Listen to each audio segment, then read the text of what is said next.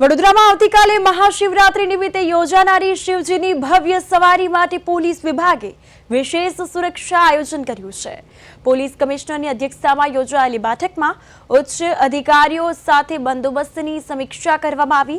આ યાત્રા માટે 9 ડીસીપી, 16 એસીપી, 85 પીઆઈ, 275 પીએસઆઈ સહિત કુલ આશરે 3500 પોલીસ જવાનો તેમજ 450 ટ્રાફિક પોલીસ કર્મચારીઓ તૈનાત રહેશે। केंद्रीय गृहमंत्री अमित शाहना संभवित आगमनने ध्याનમાં રાખી સંવેદનશીલ વિસ્તારો અને સોશિયલ મીડિયા પર ખાસ નજર રાખવામાં આવશે। તો સવારી પ્રતાપનગરથી શરૂ થઈ માંડવી સુરસાગર માર્ગ પસાર થઈ એસએસજી હોસ્પિટલ નજીક પૂર્ણ થશે। शिवरात्रि त्यौहारना सेलिब्रेशन भागरूपे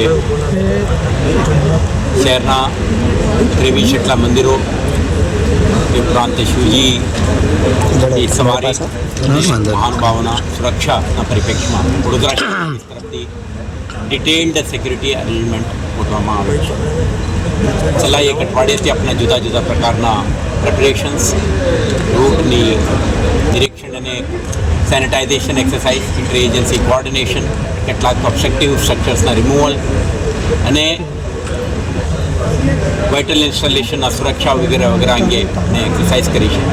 આવતીકાલે જે ડી-ડે છે આના અનુસંધાને વડોદરા શહેર પોલીસ તરફથી 9 ડીસીપી, 16 જેટલા એસીપીઓ, 85 જેટલા ઇન્સ્પેક્ટરો, 175 જેટલા સબ ઇન્સ્પેક્ટરને 3500થી વધારે પોલીસ અધિકારી કર્મચારીઓ સાથેની એક સુરક્ષા વ્યવસ્થા ગોઠવવામાં આવેલ છે।